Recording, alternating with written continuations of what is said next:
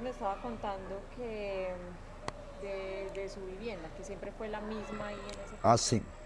Allí, por ejemplo, ahí ya le dimos cabida, por ejemplo, a 5 integrantes más de la familia.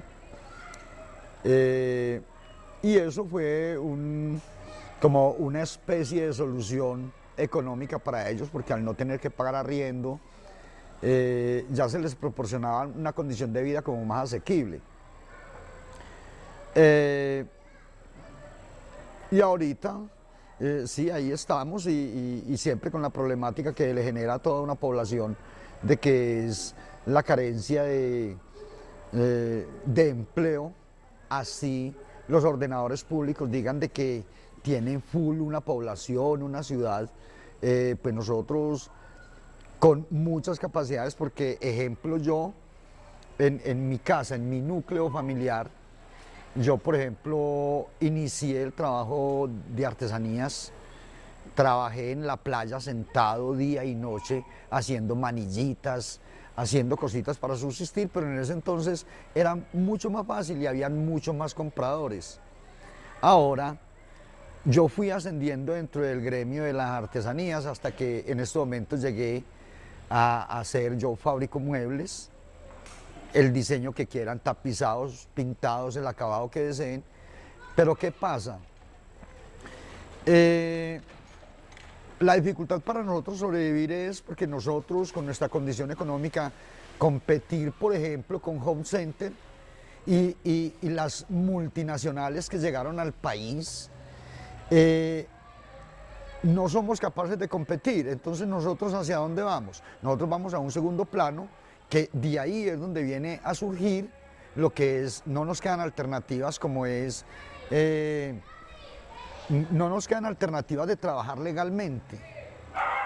Tienen que acudir si es a la venta de vicio, si es a algo ficticio, porque legalmente con los requerimientos que hace el sistema no estamos al alcance, y mucho menos yo, por ejemplo, a mi edad.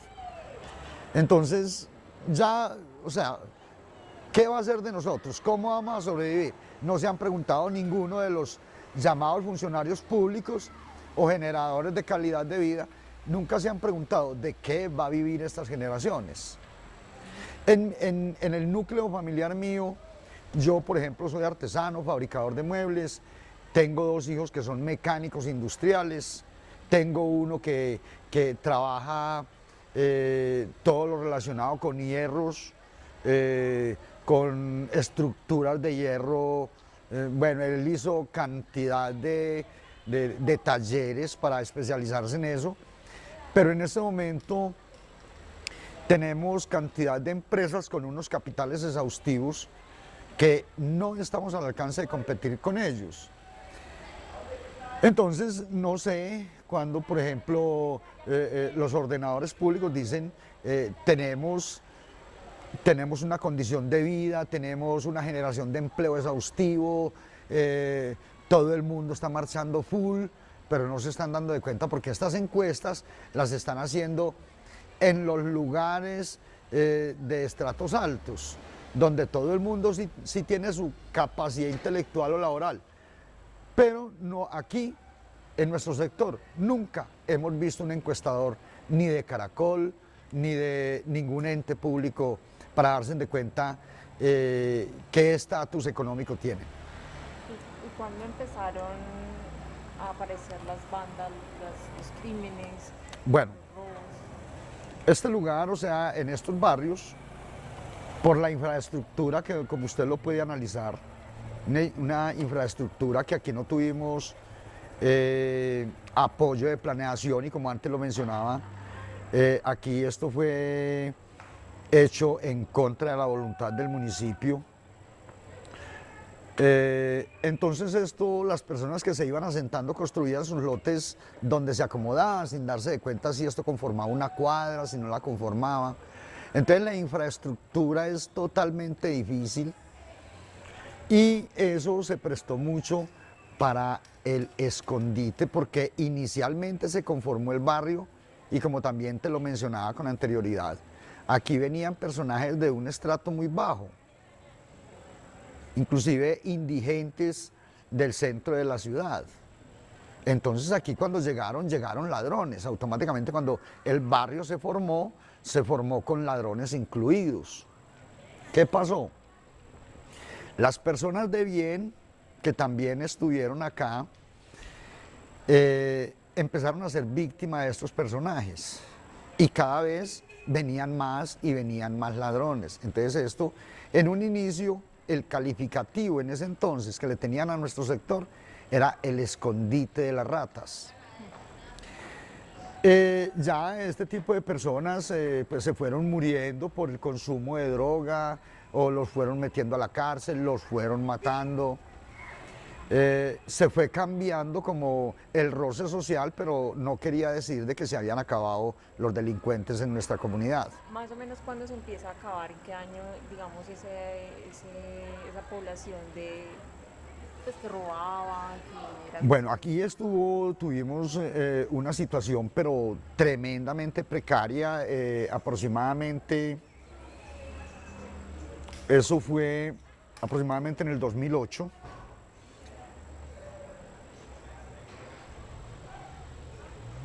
Y de ahí aparece No, en otro el tipo de... 1978,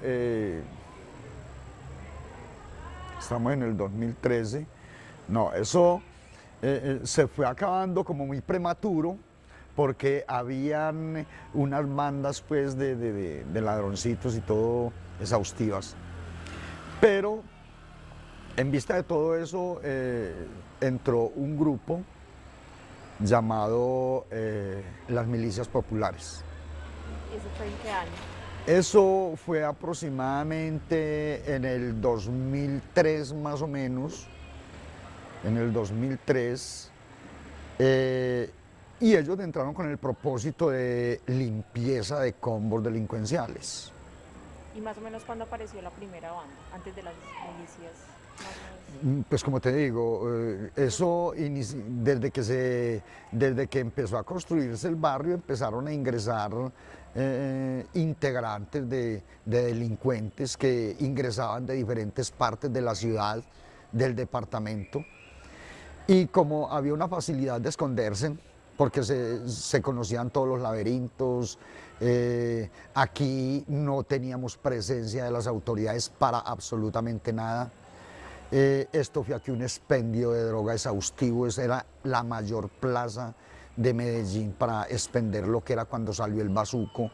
Esto fue impresionante. Más o menos, ¿cuál fue esa época como crítica? Esa época crítica fue aproximadamente en el 2000, que fue donde empezó a nacer la venta del bazuco. Y eso todo el mundo le apostaba porque pues, era lo llamado distracción, era lo llamado el parche. Entonces, esto de lo que llamamos adicción fue prematura. Eso fue niños a muy corta edad ya consumiendo esta droga, entonces esto era una plaga que, mejor dicho, cuando subía el caminito por donde se desplazaba, pues siempre es así como usted lo ve, en ese entonces era un caminito, un pantanero, y muy estrecho. Y eran las personas que no les daba pues como pena de que los vieran consumiendo algo.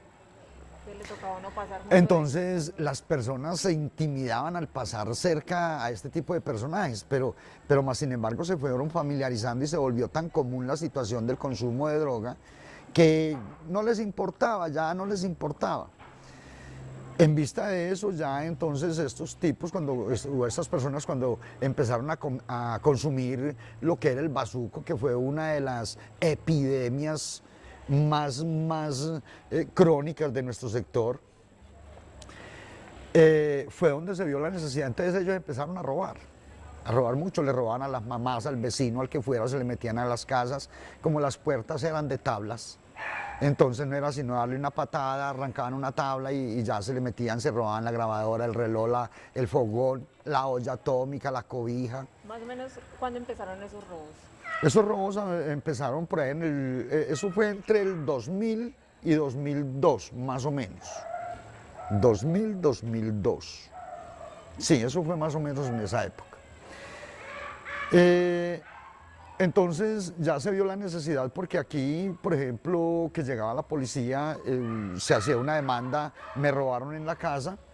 Entonces la policía, la pregunta que le decía al denunciante era, ¿usted sabe quién es? ¿Saben dónde está? Entonces, pues, ¿qué va a saber uno quién fue el que se le metió a la casa si uno estaba trabajando? ¿Y dónde está? Mucho menos, porque cuando 5 minutos después ya habían vendido el artículo que se habían sacado de esa casa. Ya en vista de que no había operación policial en nuestro sector, hubieron algo otras, no sé cómo se darían de cuenta, pero llegó un grupo llamado Milicias Populares. En el 2000, entre el 2002 y el 2003 empezaron a ingresar estos personajes a nuestros sectores.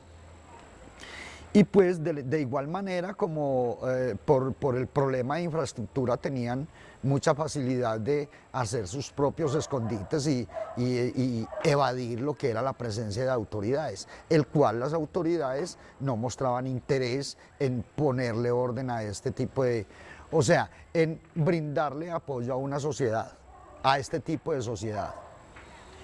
Se fue madurando lo que fue las milicias populares y ya luego pues ya entró el grupo llamado Guerrilla, aproximadamente en el 2004, y se fue madurando. Ya ellos, por ejemplo, cuando estos personajes entraron a nuestro sector, ya lo que eran bandas de ladrones ya no existían. Ya no existían ni expendedores del bazuco, ni expendedores de marihuana, consumidores tampoco. O sea, nosotros vimos en ellos que sí estaban del lado de una mejor calidad de vida para la población de estos sectores. Entonces fueron apoyados por muchas personas. En vista de eso, por ejemplo, cuando robaban una casa o algo, ellos mismos eran los que hacían la investigación y la intervención y les hacían unas 3 advertencias. Deja de robar, se va del barrio o se muere. Entonces, ellos decían, a la tercera intervención, a la segunda intervención, ya le decían, no hay más anuncios. Si no deja, se muere. Y eso era real, o sea, si él no se iba ni dejaba de robar, efectivamente ellos llamaban a justiciar, entonces supuestamente los ajusticiaban. Pero se fue conformando un desorden en el 2008, desorden de esos mismos integrantes, que esto se volvió una batalla campal, porque ya entonces la policía, cuando ya teníamos aproximadamente, prácticamente tanto la comuna como la ciudad de Medellín contaminado de lo que eran los grupos de la guerrilla, pues ya esto era una batalla, que las víctimas eran la población civil, porque eso eran unas balaceras y pues no digamos de que eran los grupos, porque hasta ese entonces nosotros teníamos supuestamente el orden impuesto por este grupo, lo que no había hecho la institución de seguridad pública, ni el ejército, ni la policía nunca se interesó por estas poblaciones. Pero entonces ya hubieron unos enfrentamientos entre estos grupos y la policía, pues, que convirtieron en víctimas a la población civil. Tanto pues que el concepto que nosotros tenemos de la intervención que fue cuando Uribe se subió a la presidencia, que fue ¿en qué año? No recuerdo muy bien. Bueno,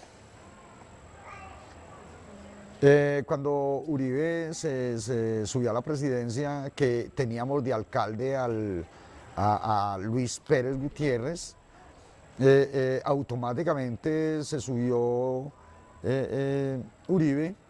Eso fue como en esa semana o algo así, que ordenaron la llamada Operación Orión, que fue el caos de estas comunidades. Esto se convirtió en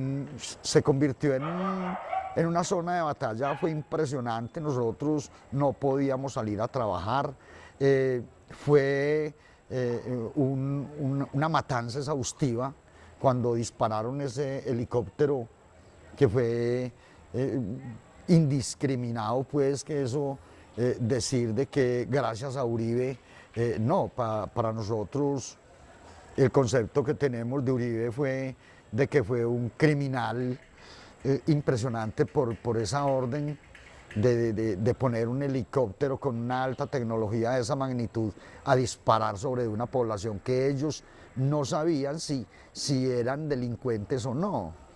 Tanto pues de que en este momento tenemos un recorrido de que tenemos muchas personas que tienen desaparecidos tienen desaparecidas sus hijos, sus sobrinos, sus parientes, que eran totalmente sanos y muy ajenos a todo tipo de conflicto.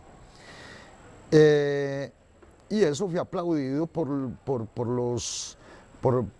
los demás países y pues el supuesto valor, pero no se están dando de cuenta que las víctimas las pusimos nosotros. ¿Y dónde eran como los puntos de encuentro de esas bandas? Pues por lo general, ¿dónde era que se reunían o dónde era que tenían como sus escondites? No, eso, aquí por ejemplo, esto era prácticamente en todo el barrio. Aquí todo el barrio, ellos tenían sus lugares, sus estrategias, sus lugares de reuniones y cosas que por lo regular casi nadie las conocía porque nosotros éramos muy respetuosos a eso por el riesgo que corríamos. Pero más sin embargo, en cualquier momento donde se presentara cualquier desorden, eso era automáticamente inmediato que ellos hacían presencia a solucionar ese tipo de problemas. Porque tengo por decirle de que en este momento ya el sector está en manos de las instituciones de seguridad, como el ejército y la policía, pero tenga la plena seguridad de que hemos obtenido más robos y hemos tenido más posibilidades de asesinatos, de peleas, de desórdenes públicos en el momento que estamos bajo la responsabilidad de las instituciones, que en ese entonces que predominaba el orden por medio de estos grupos. ¿Y este parque, digamos, nunca fue como un punto de encuentro para ellos? No, por lo que este lugar fue construido hace aproximadamente 2 años, o no hace 2 años y medio. Entonces esto aquí, ejemplo, aquí al frente donde estamos, esto era el basurero. Esto era el acopio de basuras y esto era un monte, un nido de ratas impresionante.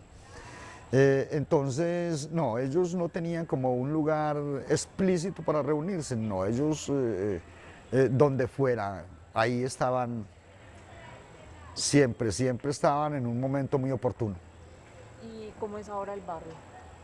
Bueno, el barrio en el momento tenemos una tensa calma, gracias a algunos convenios que han hecho los grupos que operaban en el sector.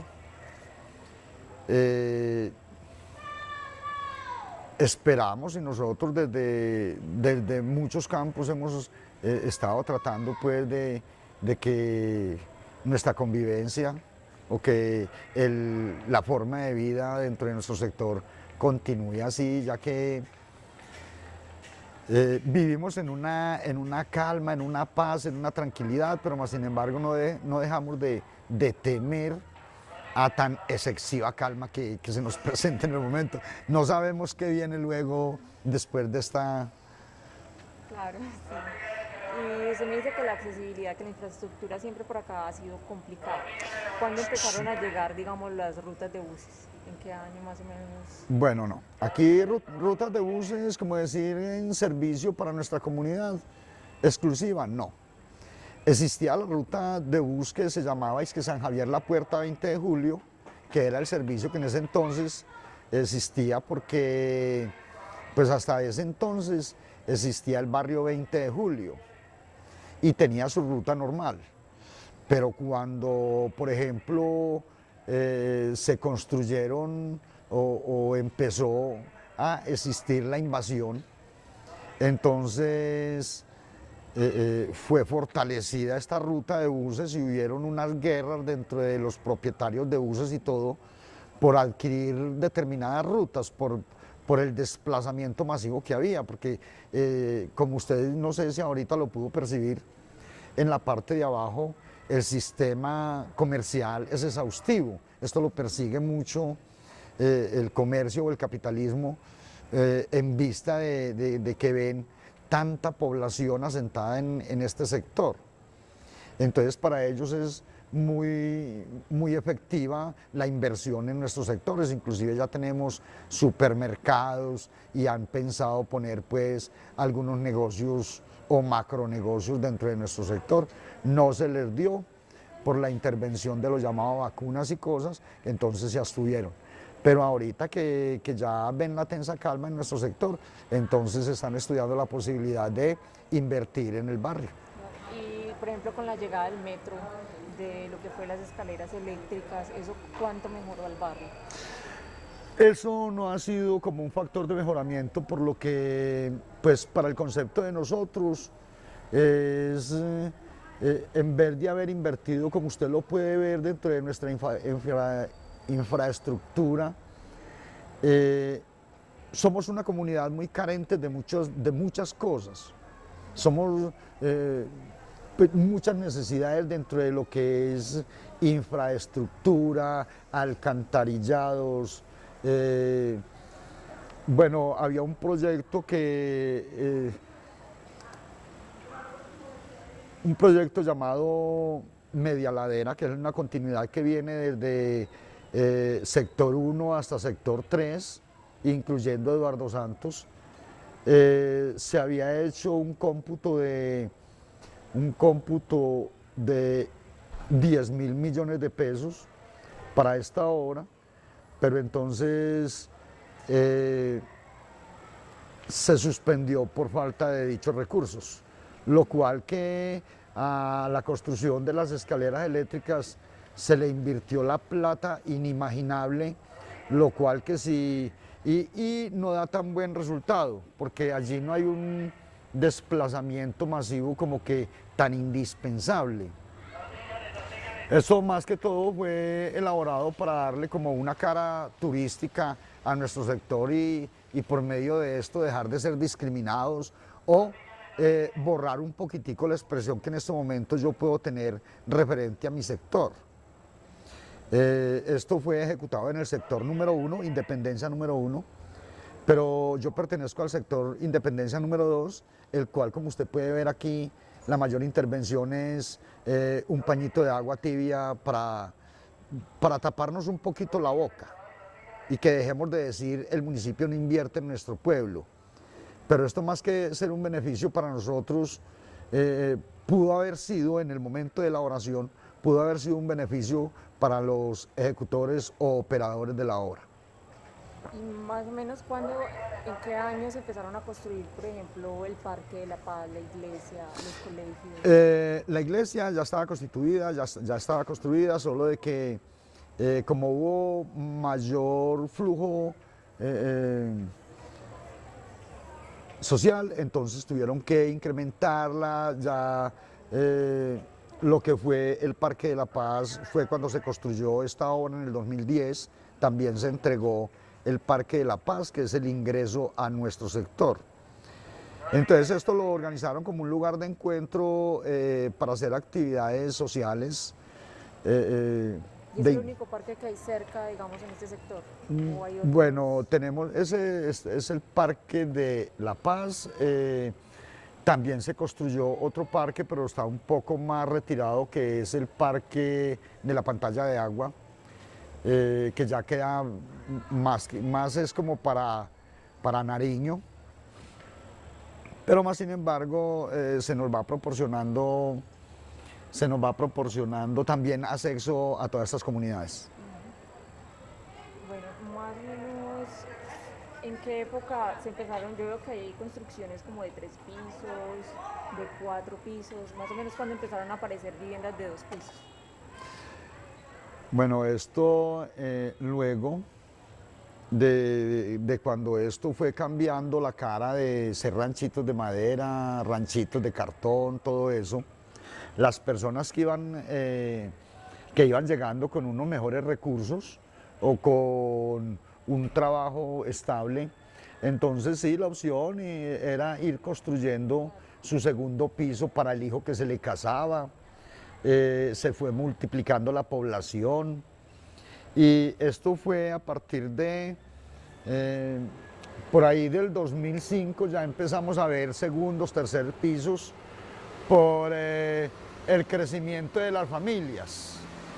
Entonces en este momento, y eso es uno de algunos factores que no perciben los entes a los que les compete, como lo decía anteriormente, en el servicio de alcantarillado, que en este momento es algo que para nosotros se nos convierte en una necesidad prioritaria, por lo que cuando nosotros, te decía anteriormente que empezamos por ahí unas 5.000 personas, luego 50.000 personas, luego y así sucesivamente, y en este momento contamos con 150.000 habitantes. Hay un 80% de incremento de cuando se construyó el alcantarillado, y en este momento estamos teniendo que hacer uso del mismo, de la misma red de alcantarillados que se construyó hace 30 años. Entonces, por ahí en el 2003, empezaron a surgir como mejores ingresos económicos a algunas familias, y de ahí, por ejemplo, empezó a crecer la población y a construir ya segundos y terceros pisos en cada domicilio. ¿Su casa de cuántos pisos? Pues a ver, mi humilde morada está compuesta es unifamiliar, es de 2 pisitos. Y el tallercito lo tengo en el primer piso.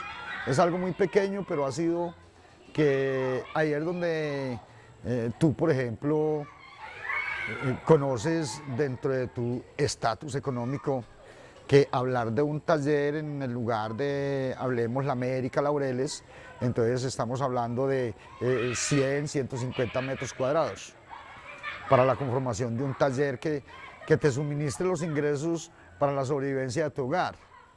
Te vas a sorprender cuando yo te diga de que mi taller se compone de mucho, 15 metros cuadrados, y de allí ha sido donde han surgido los ingresos para la construcción y vivencia de 6 personas que somos en el núcleo familiar. ¿Y cómo era ese primer ranchito? Pues la primera casa. Ese sí fue exhaustivo, ese te digo de que yo por algún motivo me tocó que irme de acá del barrio por el lazo de 2 años. Entonces, pues aquí rancho que veían, desocupados, rancho que invadían, igual. Cuando regresé, pues recuperé, ya no tenía el rancho, me tocó que coger otro pedacito de lote más pequeño y construir donde desde mi cama se cocinaba, desde mi cama se abría el chifonier. Los servicios, algunos vecinos nos prestaban el bañito que tenían, pues con muchas precocidades, pero sí era un bañito donde uno hacía las necesidades. Y luego, cuestión de 15 días, porque esto era un ejercicio que tenía que ser prioritario y nos obligaba a que tenía que ser. Entonces, en cuestión de 15 días, en un espacio donde nos cabía una cama, una mesa y un chifonier, abrir otro espaciocito, banqueando el barranco para hacer el sanitario y un tanquecito para lavar la ropa, bueno. Y de ahí, pues, se dice que no hay mal que por bien no venga, porque en vista de los derrumbes, en vista de las condiciones de los alcantarillados de los vecinos, que les importaba muy poquitico que el agua de su sanitario le cayera al techo del agua de su vecino. Y esa era la condición de vida de nosotros. Entonces, en vista de eso, por el desagüe de uno de los ranchos de los vecinos, entonces se cayó un derrumbe a mi casa que me tumbó mi rancho por primera vez. ¿Y ese rancho usted lo había construido usted mismo? Sí, sí, lo habíamos hecho de tablas. Y bueno, y ya en vista de que por el desorden del vecino y el no control de las aguas, se le vino un pedazo de patio a él.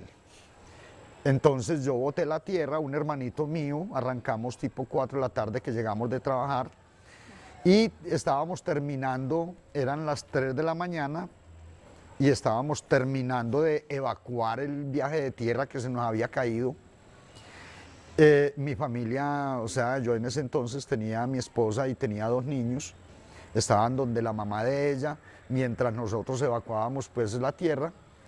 Y eran las 3 de la mañana cuando estábamos lavando las palas, que gracias a los arroyuelos de las cañadas en ese entonces, y estaba lloviendo exhaustivamente, pero a nosotros no nos importaba, porque cuando llovía era mayor el caudal de agua que bajaba por la cañada, entonces aprovechábamos y nosotros echábamos la tierra, el agua se la llevaba y esa era una forma de la evacuación de los terrenos. Estábamos terminando habíamos terminado de botar la tierra de ese barranco que se había caído, cuando a las 4 de la mañana se nos cayó otro, pero por ahí 3 o más veces de grande. Entonces esa fue una de las formas de yo ir ampliando el ranchito, porque las personas de la parte de arriba donde se estaba cayendo el lote tenían que irse corriendo, pero no teníamos mucho problema porque las construcciones eran en madera y tablas. Entonces pues a mí la primera vez, el primer barranco que se nos cayó, gracias a un chifonier muy fino que teníamos, aparó todo el barranco y no nos aplastó en ese momento. Más o menos ese accidente, ¿en qué año sucedió después de que usted llegó aquí? Yo llevo 25 años, eso fue aproximadamente en el 88, 90 más o menos, porque yo llevo 25 años, sí. Y te digo que de ahí en adelante, pues ya luego vinimos en alguna ocasión,